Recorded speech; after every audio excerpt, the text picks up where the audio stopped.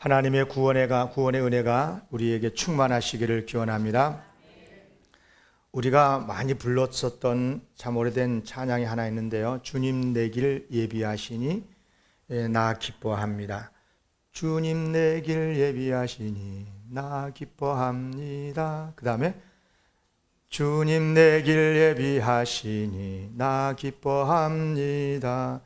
여호와 이레 그리고 이렇게 찬양하잖아요. 근데 2절에 이렇게 되어 있어요. 주님 내게 승리 주시니 나 찬송합니다. 주님 내게 승리 주시니 나 찬송합니다. 여호와 니시 그래요. 여호와 니시란 단어를 여러분 잘 아시죠? 여호와는 나의 깃발, 나의 승리다, 그런 뜻이거든요. 얼마나 힘이 되는 그런 말씀인지 모릅니다. 그런데 이 여호와 니시라는 말이 생기게 된 역사적인 배경이 있는데, 이스라엘 백성이 출애굽을 해서 이제 광야 생활을 시작한 지 얼마 안 됐어요. 르비드미에 이르렀을 때에 아말렉 군대가 이스라엘 진영을 공격을 하고 길을 막아요. 길을 막고 공격을 해요.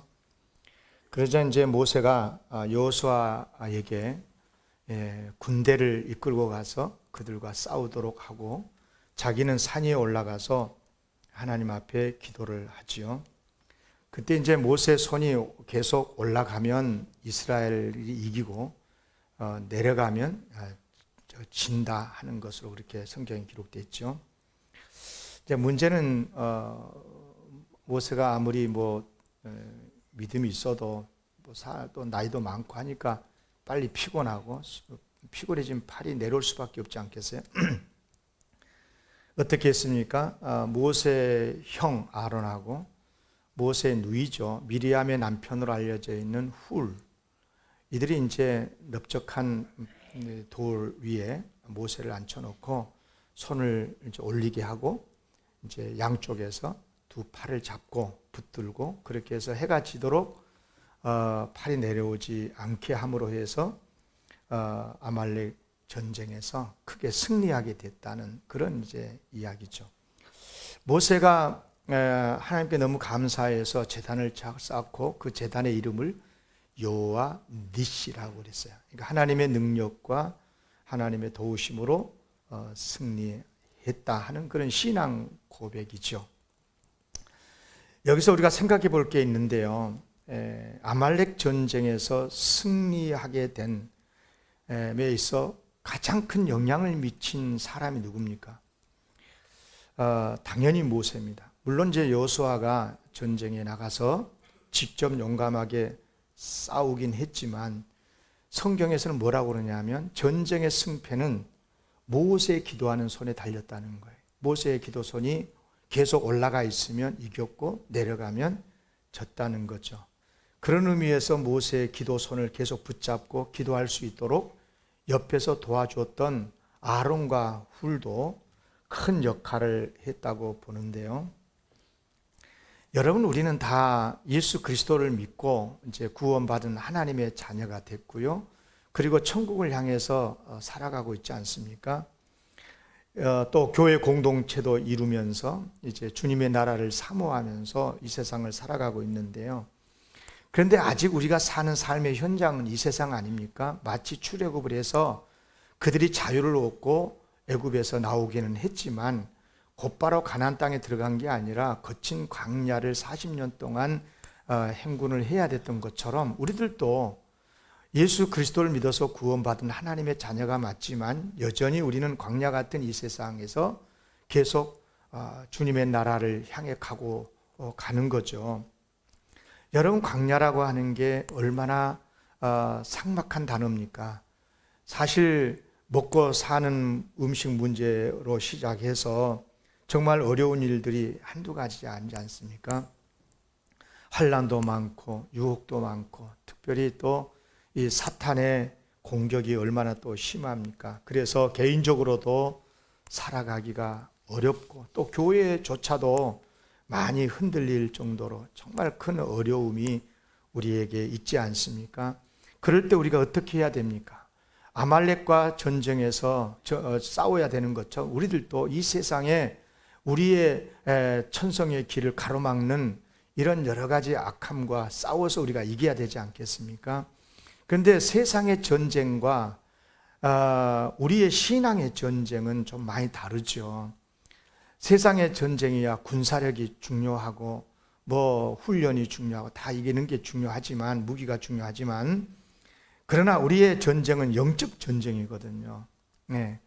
하나님을 믿지 못하게 만들고 하나님의 말씀에 순종하지 못하게 만들고, 이런 모든 악한 죄들과 싸워서 우리가 이겨야 되는 것 아니겠습니까? 아말렉과 싸워서 이겼던 이스라엘 백성들처럼 우리도 싸워서 이겨야 됩니다. 여러분, 영적 전쟁에 있어서 어떤 사람이 가장 필요할까요? 여호수아처럼 전쟁에 능한 사람이 필요할 수 있어요. 그렇죠. 하나님의 일을 하려고 보면 경제력도 있고 건강하고 그리고 많이 배우고 이런 여러 가지 신학적인 지혜도 필요하고 많이 필요해요. 그러나 영적 전쟁이라고 그랬습니다. 다시 말하면 모세처럼 기도하는 사람이 반드시 필요한 것입니다.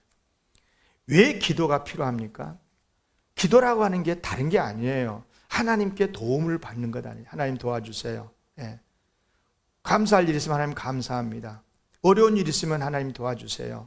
이게 기도 아니겠어요? 그러니까 하나님의 도우심이 우리가 다 필요하기 때문에 반드시 기도가 필요한 것입니다.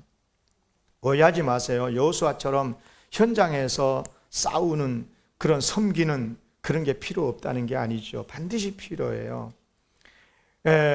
하나님의 능력을 받고 또 은사를 받아서 최선을 다해서 주님의 맡겨주신 사명을 감당하고 또 주님의 몸된 교회도 세우며 지켜야 되고, 그러나 여러분, 아무리 우리가 노력하고 애를 쓰고 그렇게 하려고 해도 우리가 경험해 보신 분은 알겠지만 하나님의 도움이 없으면 안 되는 거예요. 예.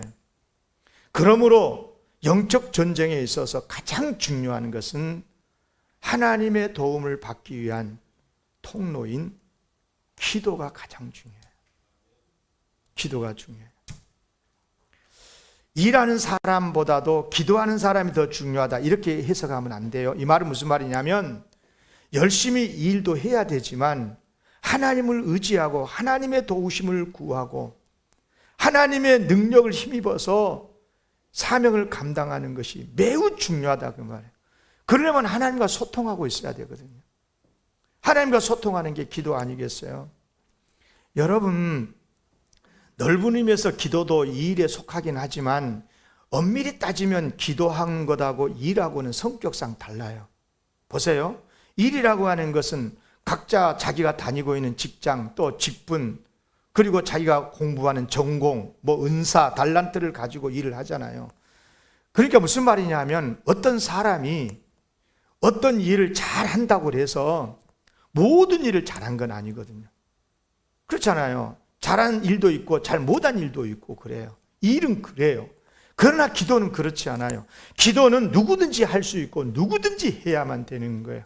왜냐하면 하나님의 도우심이 필요치 않은 사람은 아무도 없기 때문에 그렇습니다. 기도하여 하나님의 승리의 주인공들이 되시기를 바랍니다. 오늘 말씀은 이런 이야기 좀 하고 싶은 건데요. 사사기를 보면요, 참 여러 번 반복이 됩니다. 이건 정말 열 몇 번씩이나 반복되고 있는 하나의 형식이 있어요. 사사기에 보면 그 뭐냐면, 이스라엘이 이제 여호수아를 기점으로 해서 하나님 약속하신 대로 가나안 땅을 점령하지 않습니까? 그리고 이제 비록 완전한 국가 형태는 아니지만 사사들의 연명체, 12지파 연명체가 이제 이렇게 이제 되어져서 국가를 이루면서 이렇게 평안하게 살게 되는데, 그런데 그들이 이제 가나안 땅에 정착해서 살면서 하나님이 그렇게 경고를 했는데도 이 사탄의 미혹을 받아가지고 가나안 땅에, 오늘 본문에 나오지만 바알과 아세라 신을 섬기고 이방 여인들과 결혼도 하고 이렇게 이제 하는 거죠. 그러니까 하나님께서 아무리 당신의 사랑하는 백성들이긴 하지만 하나님을 떠나고 우상을 섬기고 그러니까 벌을 주시지 않습니까? 그런데 여러분 잘 들으셔야 됩니다. 개인적으로 어떤 잘못하잖아요. 개인적으로 우리 각각 개인이 잘못하면은요, 반드시 개인에게 하나님이 벌을 주셔요. 그런데 벌을 주실 때 보면 저 먼 나라 사람에게, 먼 나라 사람을 통해서 준 게 아니고 가장 가까이 남편이나 아내나 가족이나 친구나 이런 사람들을 통해서 나를 힘들게 만들고 어려움을 주시는 거거든요. 그런 것처럼요, 나라가 공동체적으로 잘못하잖아요. 그러면 사사기를 보십시오. 100%입니다. 100%.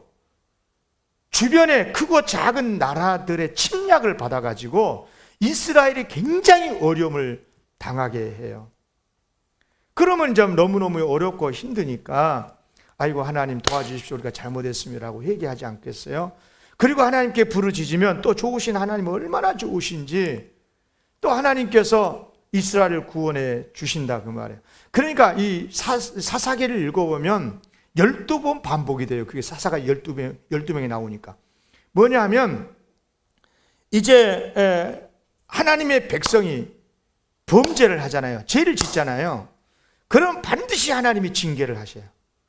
징계를 하시면 어렵잖아요. 경제적인 어려움도 있고 육체적인 어려움도 있고 국가적으로 안보가 문제가 되고 경제적으로 어려움이 오고 막 어려워지거든요.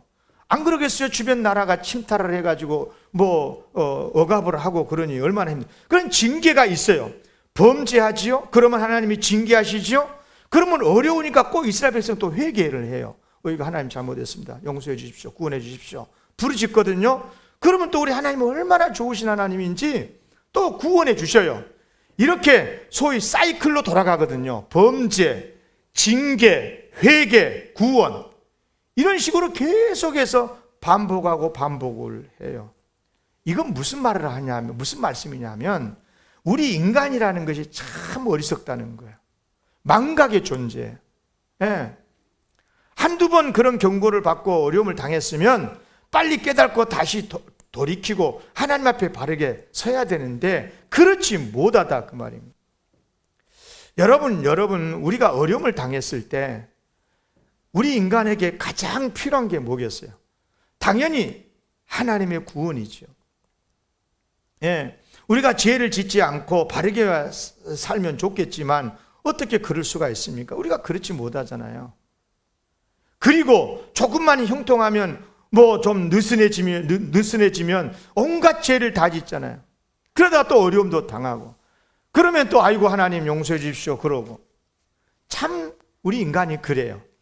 여러분 기억하셔야 됩니다. 아무리 우리 하나님이 사랑의 하나님이시고 좋으신 분이라도요, 정의로운 하나님이시기 때문에 우리가 잘못하면 꼭 벌을 주셔요. 개인적으로도 그렇고 가정적으로도 그렇고 경제적으로도 그렇고 국가적으로도 마찬가지예요. 하나님께서 그들을 바르게 미워서 그런 것이 아니고 잘못을 고쳐서 새롭게 주시기 위해서 고통 속에 두는 거죠. 그러면 회개하고 다시 돌이켜서 하나님의 구원을 받게 되는 거죠. 참 감사하게도 우리 하나님께서 우리가 잘못했을 때 회개하면 참으로 은혜를 베푸시고 구원을 베풀어 주십니다. 그러면 여기서 우리가 알 것이 있는데 누구에게 하나님이 용서와 구원을 주시느냐는 거예요.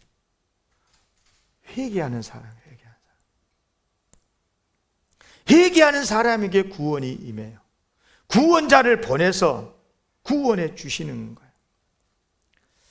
여러분 오늘 본문에 나오는 주인공 사사가 온니엘이잖아요. 첫 번째 이스라엘 사사인데요. 온니엘은 굉장히 훌륭한 사람이었어요. 이 사람은 전쟁의 영웅이었는데요. 이제 12지파, 이제 12정탐꾼들이 이제 가나안 땅에 정탐을 했었을 때 그 불신의 보고를 하고 이스라엘 절망했을 때, 그러나 믿음의 보고를 해서 우리가 가나안 땅에 올라가자, 하나님 불신하지 말고 하나님 약속하신 땅에 들어가자 하고 적극적으로 독려했었던 여호수아와 또 한 사람 갈렙 있잖아요. 근데 이 온니엘이 누구냐면 갈렙의 조카예요. 그러니까 갈렙의 동생 그나스의 아들이거든요. 특히 이제 온니엘은 가나안 땅을 정복해 갈 때 굉장히 큰 공을 세웁니다. 이제 땅을 정복하고 또 이런 뭐 미리 이제 지도를 그려놓고 이 땅은 이 지역은 뭐 루벤 지파에게 주고 이쪽 이제 땅은 유다 지파, 베냐민 지파 이렇게 다 이제 지파별로 이제 땅을 지도를 그려놓고 하나씩 정복해 나가는데, 근데 이제 하나님께서 유다 지파에게 약속하신 땅이 있었는데 헤브론 그리고 기랏 세벨이거든요. 근데 이 온니엘이라는 사람이 갈렙의 조카라 그랬잖아요. 유다 지파거든요. 그러니까 유다 지파로 하여금 이제 가나안 땅을 정복해서 주실 때 헤브론을 치고 기랏 세벨을 칠 때 가장 앞장서서 크게 공을 세웠던 사람이 온니엘이에요. 그래서 이제 갈렙의 딸 악사를 아내로 얻게 돼서 결혼도 하게 되는데요. 자, 사사기 1장 앞에 12절, 13절을 봐보세요. 두 장만 앞으로 가면 알 수 있습니다. 사사기 1장 12절, 13절을 보세요. 갈렙이 말하기를 기랏 세벨을 쳐서 그것을 점령하는 자에게는 내 딸 악사를 아내로 주리라 하였더니 갈렙의 아우 그나스의 아들인 온니엘이 그것을 점령하였으므로 갈렙이 그의 딸 악사를 그에게 아내로 주었더라. 그러니까 엄밀히 따지면 사촌간이죠. 그런데 어쨌거나 옛날에는 다 그랬던 것 같은데, 아무튼 그렇게 해서 갈렙의 조카이면서 또 갈렙의 사이가 되기도 했지요. 그런데 이렇게 이제 가나안 땅이 점령되고 유다 지파도 땅을 차지하게 되고, 그런데 이스라엘이 가나안을 정복하고 나서는 하나님을 떠나서 우상 숭배에 빠져버린.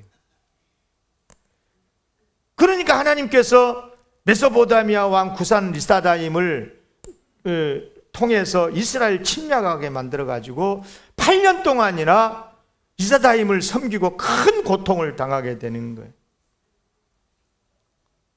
그러니까 이스라엘 백성이 또 회개하잖아요. 잘못했습니다 하고 회개를 하니까 또 하나님께서 얼마나 좋으신지 이스라엘을 구원해 주시는데, 바로 그때 누구를 세워서 구원해 주시느냐 하면 온니엘을 사도로 세워요. 그래서 온니엘은 사사에 제일 먼저 등장을 하지요.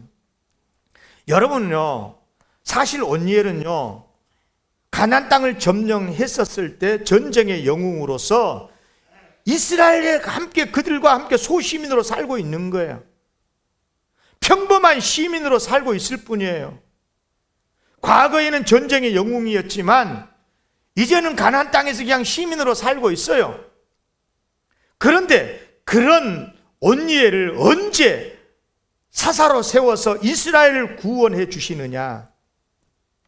이스라엘이 잘못했을 때 회개하고 하나님 앞에 돌이켰을 때. 여러분 기억하십시오. 온니엘이 아무리 훌륭한 전쟁 영웅이라고 해도요, 자기 능력으로는 사사가 될 수가 없어요. 하나님께서 세워주셔야 사사도 되고 나라를 구원할 수 있거든요. 그런데 하나님께서 언제 온니엘을 사사로 세워서 이스라엘을 구원해 주시게 하느냐? 이스라엘이 회개했을 때. 그러니까 이스라엘이 죄짓고 회개하지 않으면요, 온니엘이 그 나라 시민으로 같이 살고 있어도 온니엘이 스스로 나서서 이스라엘 백성을 구원하지 않아요. 구원해 줄 수도 없어요. 그렇다면 여러분에게 물어보겠습니다. 하나님의 구원과 관련해서 가장 중요한 게 뭡니까? 전쟁의 영웅 같은 위대한 인물입니까? 인물이 나타나는 것입니까? 아니면 이스라엘 백성이 자기 자신들의 죄를 깨닫고 회개하는 것입니까? 회개하는 것 아닙니까? 아무리 전쟁의 영웅 온니엘이 이스라엘 백성 중에 한 사람으로 그 나라에 살고 있어도 8년 동안 이스라엘 메소포타미아 왕에게 그렇게 억압을 받고 고통을 당하고 있어도, 그런데 그 이스라엘 가운데 이 온니엘이라고 하는 영웅이 있어도 온니엘이 이스라엘 구원하지 못해요. 그런데 언제 온니엘이 사사로 등장해서 이스라엘을 구원해 주느냐? 이스라엘이 회개했을 때. 그런 의미에서 여러분, 인재가 중요한 게 아니고 진심으로 하나님 앞에 회개하는 것인 줄로 믿습니다. 여러분, 우리 한국교회에 대한 염려가 많아요. 말할 수 없는 위기에 빠져 있거든요. 교회가 쇠퇴하고요. 지난 주간에 목요일이죠. 2025년, 내년이죠. 2025년 한국교회를 말하다 세미나에 우리 교인 몇 분하고 같이 가서 참석을 했는데요, 처음부터 끝까지 절망이에요. 여러분, 우리 한국교회에 대한 이 통계학적으로 통계상 수치를 보면은요, 전부 다 안 좋은 것은 상향이고 좋은 것은 다 하향이야. 10년 가고 20년 지나면 지금의 기독교인의 반토막이 된대요. 교회가 절반으로 없어진대요. 좋겠어요? 교회 절반으로 없애자고 했던 국회의원은 좋겠어요? 왜 그런 사탄의 사람들에게 속냐 이 말이에요. 왜 그렇습니까? 한국교회가 왜 이렇게 쇠퇴하게 되는 것입니까? 이유가 뭡니까? 한국교회 길선주 목사님 같은, 주기철 한경진 목사님 같은 분이 없었습니까? 아니, 죄송하지만 지금 21세기에 지금 한국교회, 죄송하지만 그런 목사님보다 훌륭한 목사님들 많아요. 공부도 많이 했고 더 신학도 많이 하고 더 크고 뭐 교회 안에 권력도 많고 부자고 그런 분들 교회 많아요. 지금요. 교회 안에 인재가 없습니까? 아니요. 그래서 교회가 어려워지는 겁니까? 그렇지 않다니까요. 한국 교회가 어려워진 이유는 단 하나예요. 죄악에 사로잡혀 있거든. 세속에 사로잡혀 있는 거예요. 시대정신에 사로잡혀 있어요. 교회가 엄청나게 무서운 일인 거예요. 여러분, 우리 영광교회가 새롭게 부흥하고 하나님께 영광을 돌리고 우리 성도님들이 구원을 받고 세상을 구원하는 교회가 되기 위해서는 우리 영광교회에 뭐가 필요할까요? 훌륭한 목사님이 부임해서 오셔야 됩니까? 훌륭한 장로님들이 많이 등장하는 것입니까? 아니요. 그렇지 않아요. 우리 영광교회 성도님들이 우리가 지금 무엇을 잘못하고 있는지, 우리의 죄악이 뭔지 깨닫고 철저하게 하나님 앞에 회개해야 되는 줄로 믿습니다. 왜냐하면 구원자는 하나님이시기 때문에 그래요. 하나님이 우리를 구원해 주셔야 우리가 회개할 때 구원자를 보내주셔서, 사사 같은 이런저런 사람들을 보내주셔서 우리를 구원해 주신다 그 말이에요. 여러분, 표면적으로 보면 사사시대에 나라를 구한 사람들이 쇼페트 사사인 것 같아도요, 그렇지 않아요. 사사들이 이스라엘을 구원한 게 아니에요.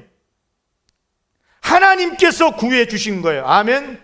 이스라엘 백성들이 회개할 때 그때마다 사사들을 세우셔서 그들을 통해서 이스라엘을 구원해 주신 거예요.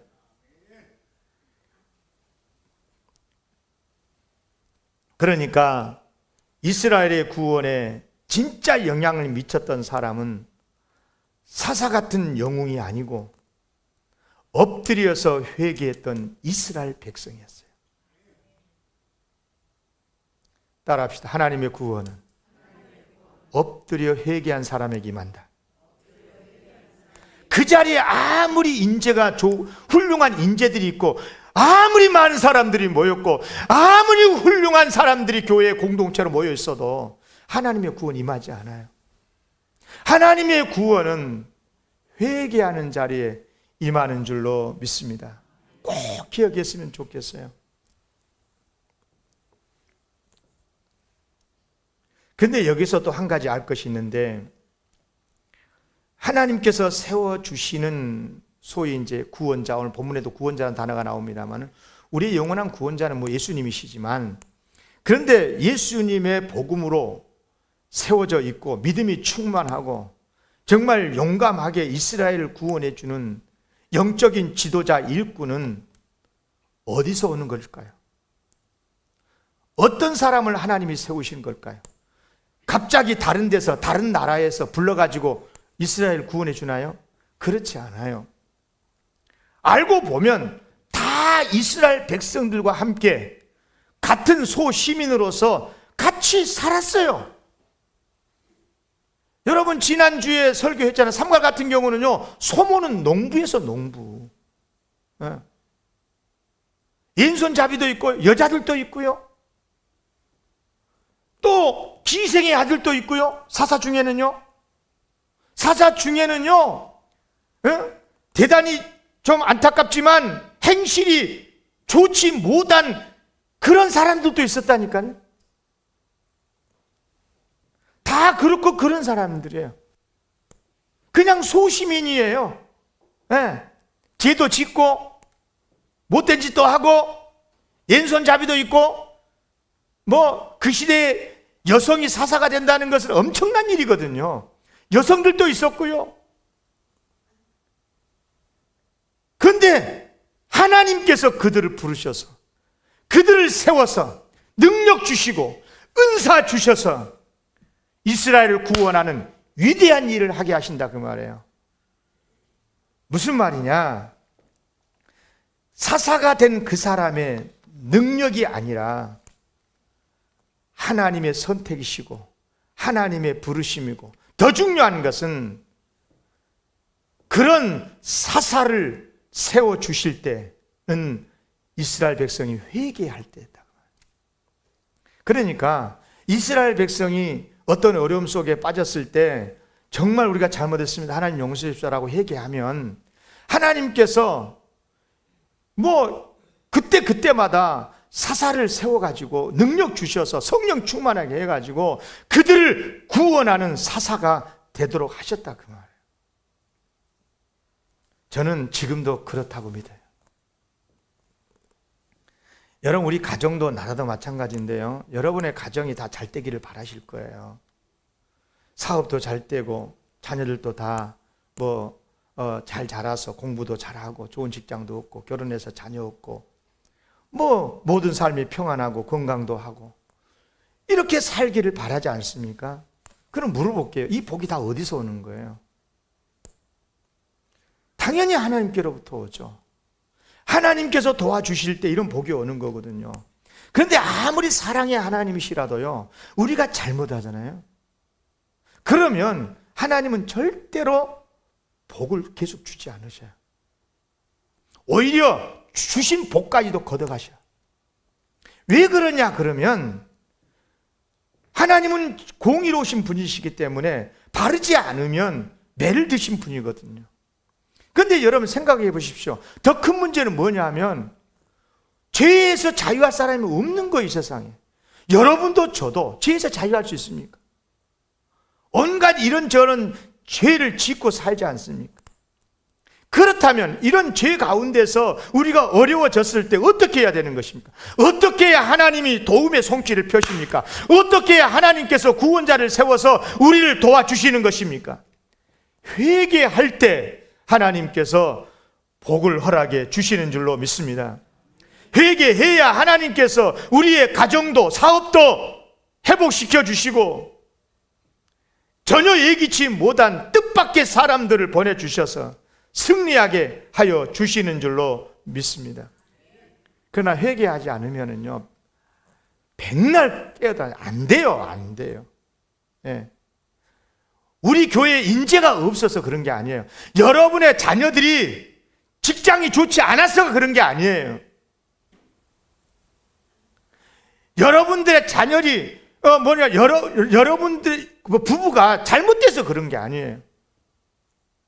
여러분, 하나님 앞에 잘못 서면 하나님 복 안 주세요. 그러므로 반드시 회개하고 하나님의 구원을 받아야 될 줄로 믿습니다. 그러면 무엇을 회개해야 될 것인가? 이런 생각을 할 수가 있습니다. 아니 내가 특별히 뭐 죄진 것 같지도 않고, 우상 숭배 뭐 내가 하지도 않고, 주일마다 교회 나와서 예배 잘 드리고, 사기친 것도 아니고, 뭐 교회 직분 목사님 장 다 존경하고, 나름 신앙생활을 열심히 한 것 같은데. 그래요. 여러분, 회개할 게 없으면 감사할 일이죠. 바르게 사는 게 얼마나 고마워요. 감사할 일이죠. 그러나 여러분, 정직하세요. 우리 가운데 죄에서 자유할 사람이 있습니까? 한번 여러분에게 물어볼게요. 누가 회개할까요? 어떤 사람이 회개합니까? 두 가지로 물어볼게요. 죄가 많은 사람이 회개합니까? 아니면 죄를 깨닫는 사람이 회개합니까? 당연히 죄를 깨닫는 사람이 회개하죠. 아무리 죄를 많이 지은 사람도요, 눈앞에다가 이 죄 증거를 눈에 탁 들이대고, 봐라 너 이렇게 죄 짓지 않냐, 증인들을 세우고 아무리 해도요, 못 깨달으면요, 나 억울하다고 그러고, 그래요 사람이란 게. 그런데 사실 별로 크게 죄 지는 것 같지도 않는데, 그런데 죄를 깨닫는 사람은 기도할 때마다 이 죄를 용서해 달라고 그러고 가슴을 치고 회개하지 않습니까? 여러분, 회개는 죄를 깨닫는 사람이 하는 거예요. 그래요, 이런 이야기가 있어요. 어떤 사람이 캄캄한 밤에 이렇게 산길을 가다가 어떻게 진흙밭에 이제 미끄러져 갖고 넘어져서 그냥 옷이 흙투성이가 됐어요. 일어나서 흙을 털어냈습니다. 웬만큼 이제 된 것 같아서 이제 길을 가는데 멀리 빛이 보여요. 그래서 이제 보니까 먼 빛 아래에서도 봐도 옷이 아직 더러웠어요. 그래서 또 털어냈어요. 그런데 빛 가까이 가서 보니까 여전히 옷이 더러워요. 이제 빨래하지 않으면 안 될 만큼 더러워져 있는 것을 발견하게 되는 거예요. 여러분, 물어보겠습니다. 흙먼지를 털어냈어요. 그래서 전보다 옷은 더 깨끗해졌어요. 그런데 더 밝은 빛 가운데로 가서 보니까 옷이 세탁소에서 세탁기에 돌려갖고 빨래하지 않으면 안 될 정도가 됐어요. 그래서 빨래하지 않습니까? 이 사람이 죄를 중간에 계속 더 많이 지어가지고 또 계속 미끄러져가지고 더 옷이 더러진 겁니까? 그런 게 아니에요. 무슨 이야기입니까? 죄도 똑같습니다. 예수님을 몰랐을 때는요, 내가 죄인인지 몰라요. 그래서 요즘 여러분 주변에 예수 안 믿는 사람들은 되게 많이 비난받는 이야기가 있을 거예요. 이런 말을 할 거예요. 틀림없이 이런 말 한두 번쯤 들었을 거예요. 저런 사람이 천국 간다면 나는 예수 안 믿어도 천국 가겠다. 그렇습니까? 여러분, 우리가 그 사람들보다 죄를 많이 지었기 때문에 회개하는 것입니까? 그렇지 않아요. 여러분, 저런 사람이 천국 간다면 나는 예수 안 믿어도 천국 가겠다라고 그렇게 콧대 높게 교만하게 말했던 사람도요, 전도 받고 예수를 믿게 되고 성령의 역사로 이제 기도하게 되면 자기가 얼마나 큰 죄인지 깨닫게 되면서 콧물 눈물 다 쏟고 가슴을 치면서 내가 죄인입니다라고 회개하지 않습니까? 그러면서 더 가까이 하나님께 가게 되면 더 내가 큰 죄인이라는 걸 알게 되는 거예요. 왜 그렇습니까? 죄를 더 크게 지어서가 아니고 더 밝은 빛이 되신 예수님에게로 더 가까이 가니까 내 죄가 더 선명하게 보이게 되고, 그래서 가슴을 치면서 회개하고 그런 것 아니겠습니까? 그런데 놀라운 것은 그러면서 우리의 신앙이 더 정결해지게 되고 더 맑게 되게 되고 더 바르게 되고 그렇습니다. 그래서 진짜 하나님이 좋아하신 사람은 어떤 사람이냐? 늘 회개하는 사람이에요. 아멘. 예. 착각하지 마세요. 여러분, 회개할 게 없는 사람은 예수 안 믿는 사람입니다. 회개할 게 없다고 생각한 사람은 교회에 나올 수가 없습니다. 회개할 게 없는데 무슨 교회에 나옵니까? 맨날 교회에 나오면 죄인이다 그러고. 여러분, 오늘 공기도 다 들어보세요. 모든 기도가 우리 죄인들 지난주에 죄 많이 짓고 왔습니다. 용서해 주시오 그러잖아요. 얼마나 지었는지 잘 모르겠어요 저는요. 뭐 남의 집 도둑질했습니까? 뭐 도둑질하고 왔나? 사람 죽이고 왔나? 그러지 않는데도 죄인이라고 회개하지 않습니까? 왜 그렇습니까? 하나님 앞에 서면 우리가 죄인인 것을 고백하지 않을 수 없기 때문에 그런 것입니다. 사실 저는 오늘 설교를 준비하면서 많이 갈등을 했어요. 왜냐하면 이 회개라는 이 단어가 참 부담스럽거든요. 여러분만 부담스러운 거 아니에요. 오영남 목사는 죄 안 짓고 산 줄 아십니까? 어쩌냐게도 뭐 집사람한테 혼났어요. 욕 한번 했다가. 저도 욕도 하고 그래. 여러분요, 사람이 그렇습니다. 그러니까 회개 설교를 들으면 부담스러운 겁니다. 그런다네 성도님들이 축복 설교는 90%가 듣기를 좋아하는데 회개 설교는 10%밖에 안 좋아하는데, 그것이 맞다면 여기 10% 중, 여기 우리 성도들 여기서 모여서 예배드리는 10%만 지금 아멘하고 90%는 아멘 안 한 것 같아. 한번 그런 말 안 들으려면 아멘 해봅시다. 아멘. 아멘. 여러분요, 회개 설교가 회개만을 강요한 건 아니잖아요.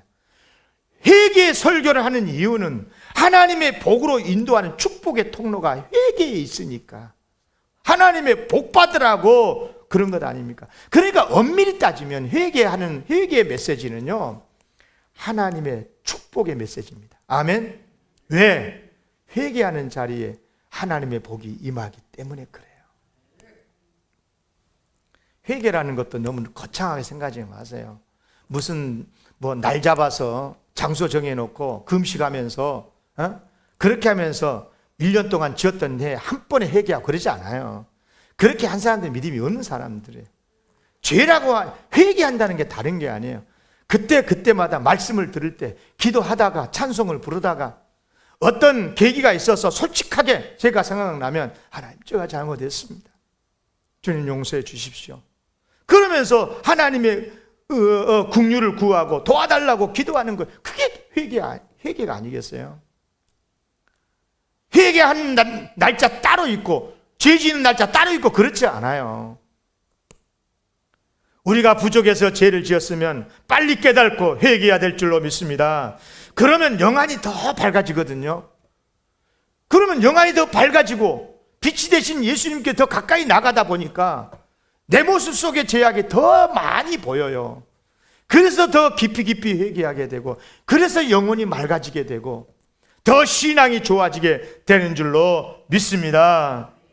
따라하겠습니다. 회개할 때 하나님의 구원이 임합니다. 그런 의미에서 능력보다 더 중요한 것은 회개입니다. 회개는 믿음을 세우거든요. 그리고 믿음이 세워져야 능력도 생기기 때문에 그래요. 저는 그렇게 생각해요. 지금 우리 한국 사회도 그렇고 우리 교회도 마찬가지. 능력인 성도가 필요한 게 아니고 인재가 필요한 게 아니라 우리가 회개하는 일인 줄로 믿습니다. 회개하는 성도가 필요해요. 부디 우리 모두 주님의 사랑의 마음으로 모든 악한 죄를 회개하고 주님께 기쁨을 드리고 주님의 크신 복을 받아 누리는 우리 사랑하는 성도들 되시기를 주의 이름으로 기원합니다.